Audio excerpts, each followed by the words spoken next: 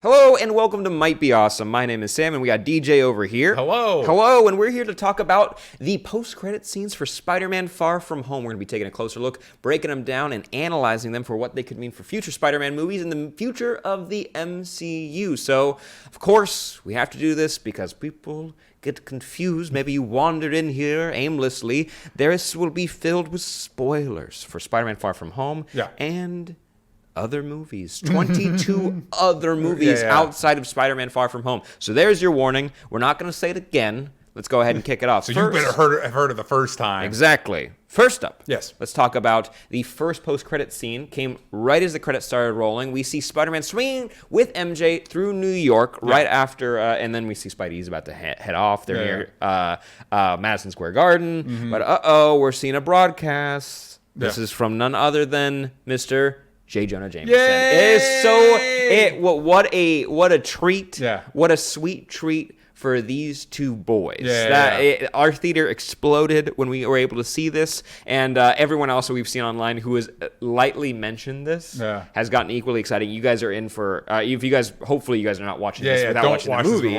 But if you guys did see the movie, let us know down below how you felt when you saw that, because boy howdy, it made me happy. I do love, before we get into the breakdown, that Sony specifically has taken J. Jonah Jameson, and Marvel Comics has been repeating this as well, and made him a podcaster slash internet personality, where you're like, he shouldn't have a platform, but he does. He does. Well, it's interesting. I liked it because they utilized it very well in the Spider-Man game, because what J. Jonah Jameson represents is that voice that, like, no matter the good you do, there are going to be people that just don't like you. That just don't like you. I mean? And there's not really anything you can do about it. And it's a very specifically Spider-Man type situation. You know what I mean?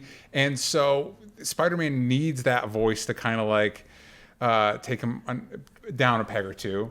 And so it's cool that in this more modern world, there are people like that around in our world, so it makes sense to put him in that role, especially if you're not going to have. They've been trying to emphasize more of Spider-Man as the scientist, as a science-focused character.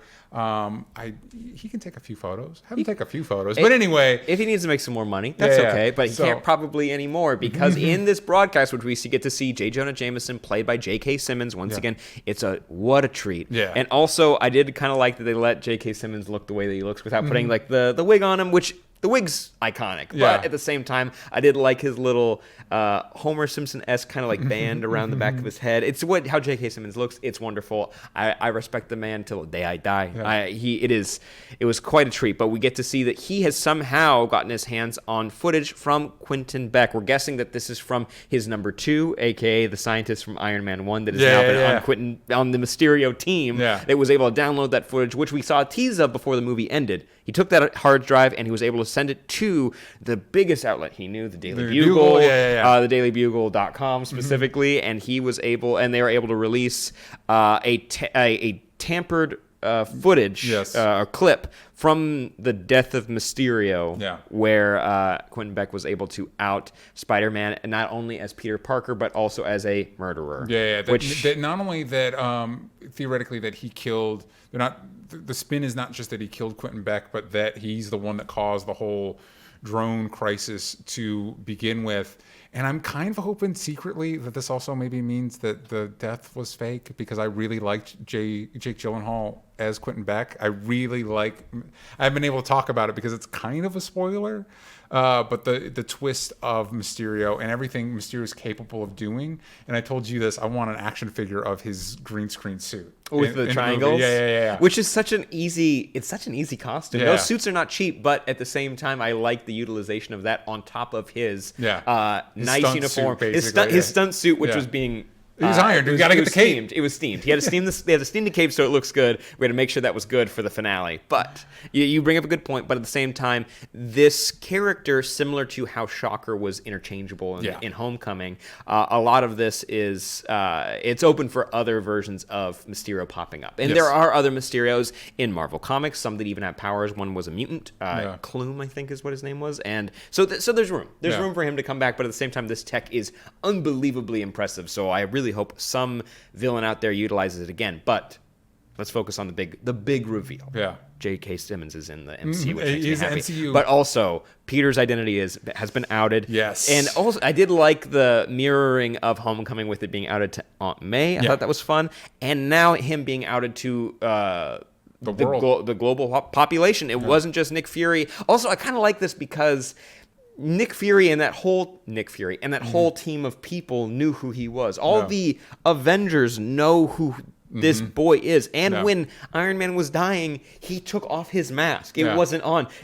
I know there probably weren't any spy satellites, but man, come on, put on something and cover your face up. Yeah. He has been a little slapdash with hiding his identity, he has been. which I like, I genuinely enjoy, and I like this turn because we do have.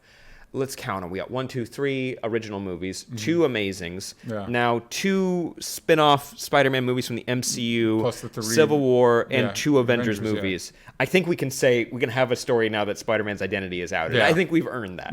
And I really like this idea moving forward for the MCU because this could have ramifications for the Registration Act. We could see that being repealed in the future, like it has been in the comics, because we realize that really does...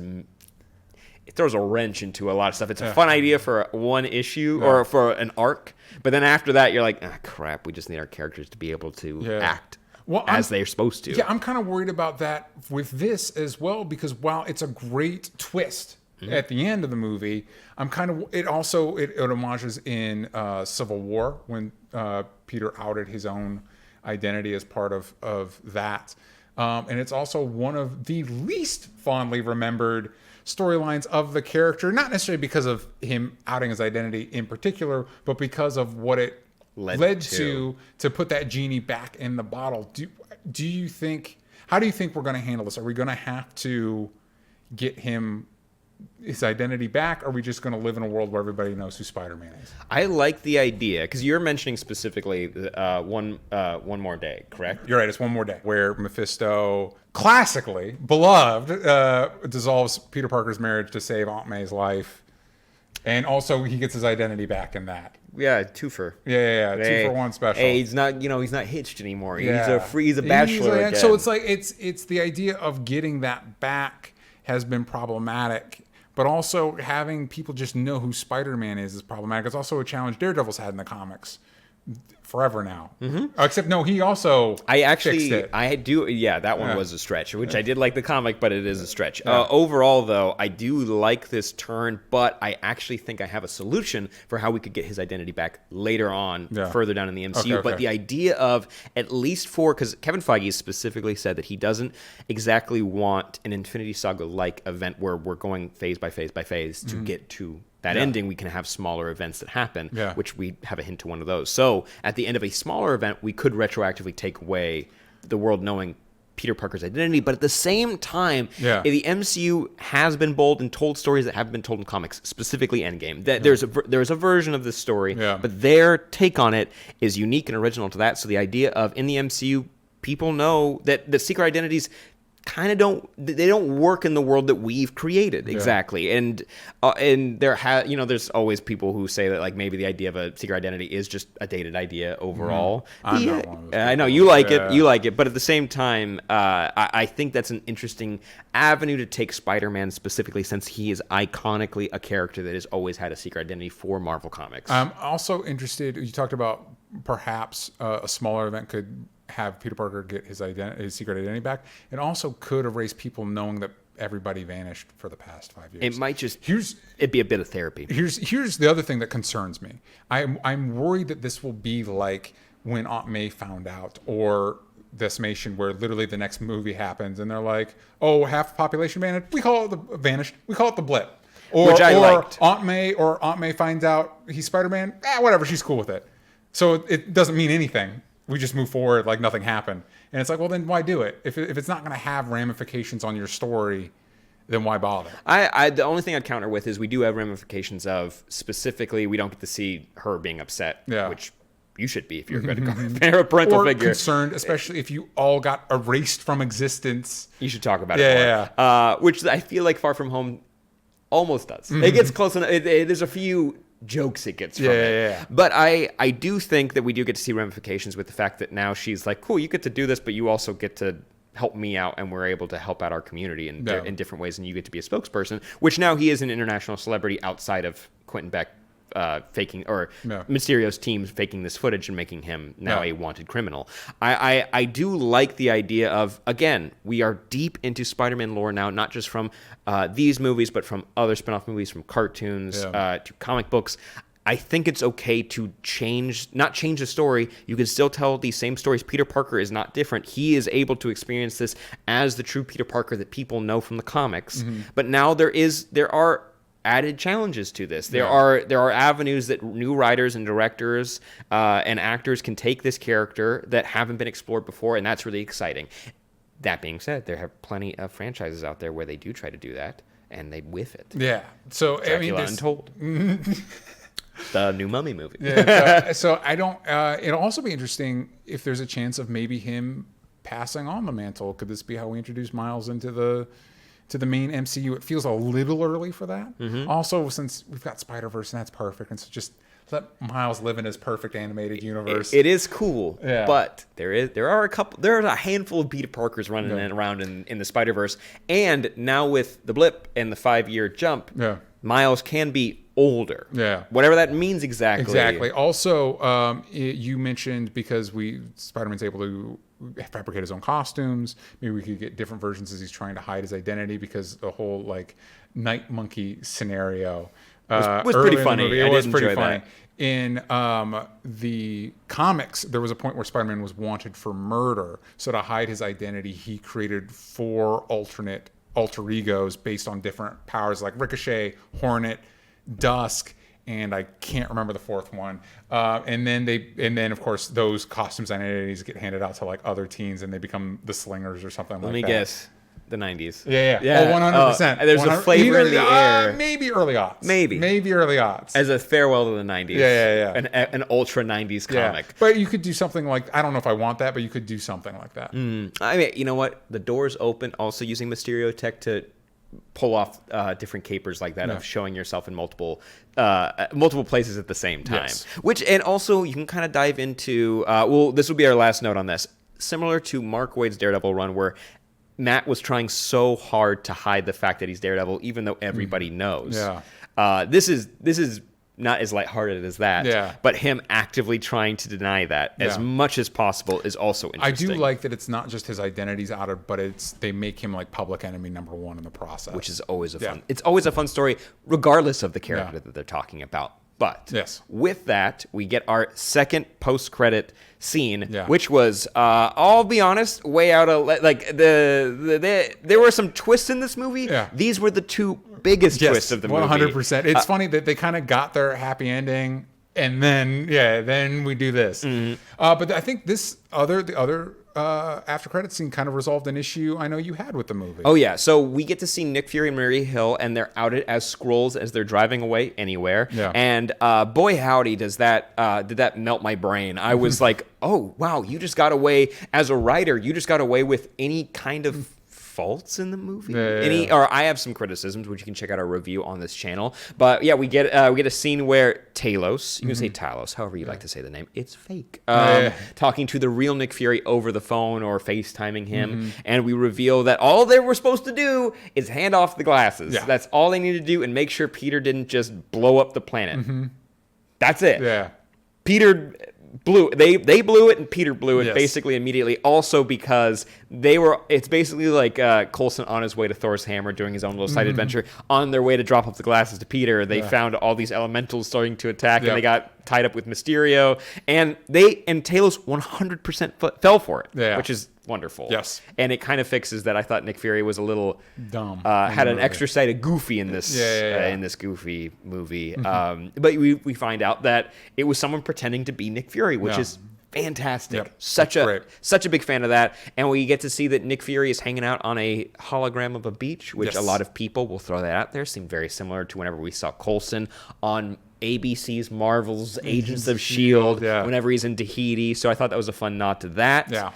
Maybe intentional or not. Intentional or not. We find out that he is on a Skrull ship in space, headed who knows where. He's looking for his shoes. That's all we know so far. We'll see where that ends up. But we really need to dive into this because we have many questions. Specifically, where is Nick going, Yeah. and how many Skrulls do we have on Earth posing as Other- Shield agents, Yeah. or other agents that are doing Nick Fury's bidding, Yeah. or are there other factions that are on Earth that are hiding as we speak? There's a lot of. Yeah. Also, I'll just get this out of the way right now.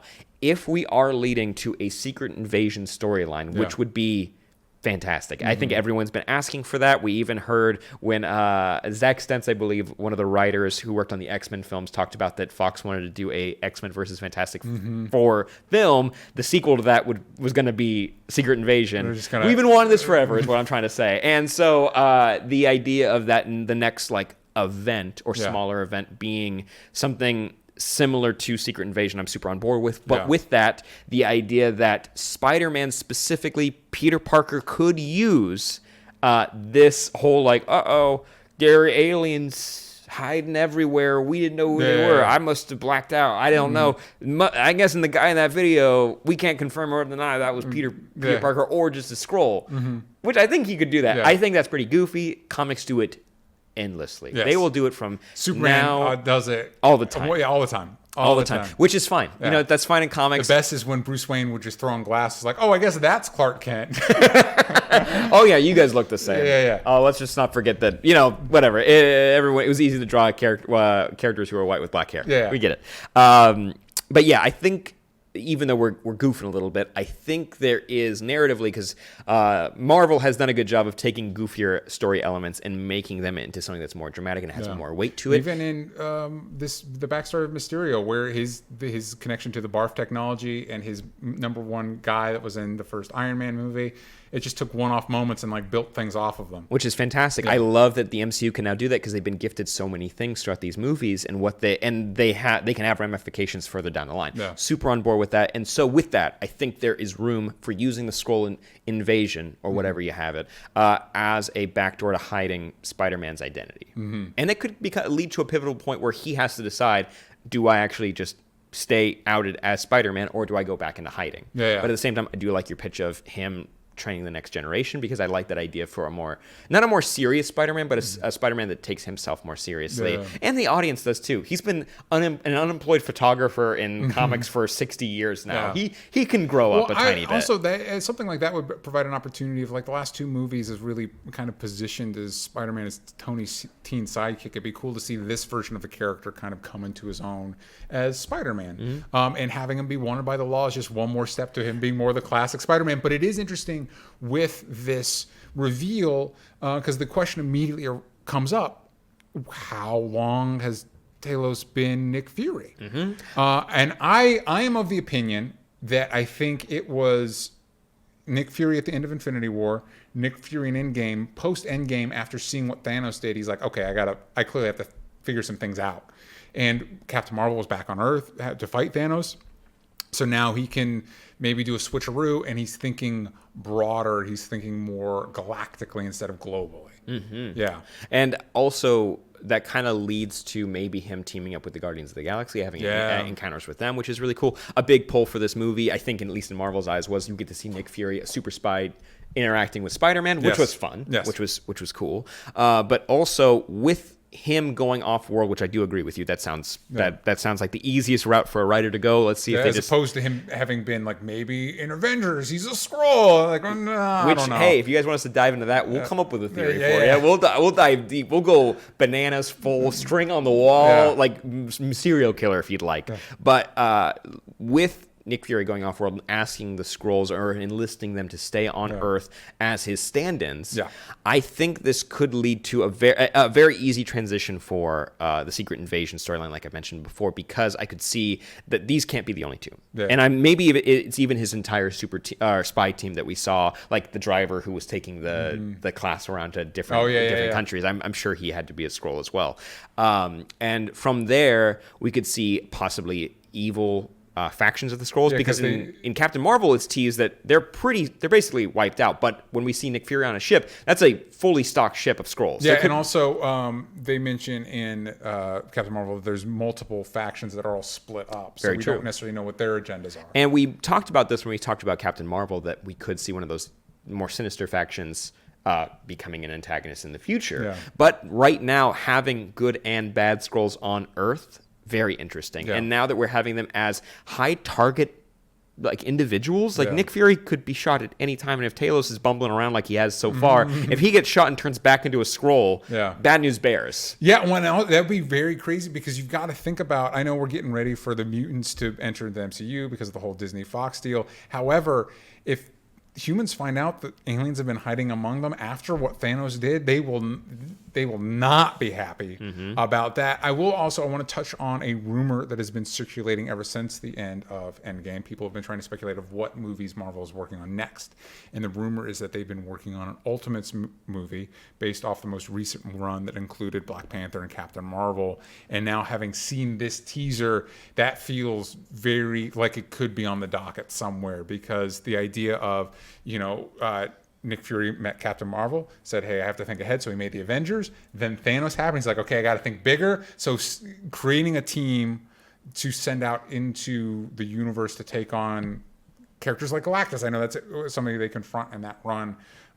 It could be really interesting. And I'd be interested to see if the Ultimates replace the Avengers, or if maybe we have the Ultimates and maybe a more street level new Avengers that would consist of like Spider-Man, Shang-Chi, you know what I mean? Whereas Luke Cage. That'd be great. Give him a couple years. Whereas like characters like Captain Marvel, Black Panther, maybe even Doctor Strange are off-world facing the bigger threats. Thor. Yeah, I'm super on board with that idea. And for people who don't know, the Ultimates were the name for the Avengers when the Ultimate Comics line was around. Then when they did a cleaning a house, they had both teams exist in the universe, and the Ultimates were the ones who dealt with the larger-than-life threats. And since we do now have a time jump for Captain Marvel, the idea of using Spectrum, who was Monica Rambeau, who we saw her as a child in Captain Marvel, coming in as an energy-based supervillain or superhero would be super cool. I'm a big fan of her character, and she was the original female Captain Marvel before Carol became the like official Captain Marvel. So it'd be cool to have her. Yeah, 100%. I totally agree with that. And also I feel like Nick Fury would be keeping tabs on her at the very least, or checking in or going over to have dinner. At the very least, like I don't know about Blue Marvel. That'd be really cool. I could see America Chavez being someone that we introduce. Yeah, that'd be great. I don't know if Blue Marvel, because he's kind of like a retroactive elder statesman character that I think kind of Nick Fury already fills a little bit role. You know what I mean? Because he's kind of like the granddaddy of the whole superhero movement in this universe. So pretty cool. I don't know. I'm interested in both those things, and also it could just be a fun joke that doesn't. It's like those asides from like Iron Man and Civil War that don't really mean anything until down the line. Maybe there's not a grander plan for them until they come up with one. You know what I mean? It could be a couple movies, but the idea of the next event being Secret Invasion is very exciting, and they do have the groundwork for that going right now. Now, there's different ways you can go about this. It could be that maybe a hero that we have so far that we know and has been in the running, even fought in Infinity War, it has been a Skrull this entire time. Always a fun twist. Or it's a good way to bring back, like, wait, Tony's back? How? What? And then you find out he's a Skrull. I think not the original. I think that would be bad if you made the Tony Stark in Endgame a Skrull.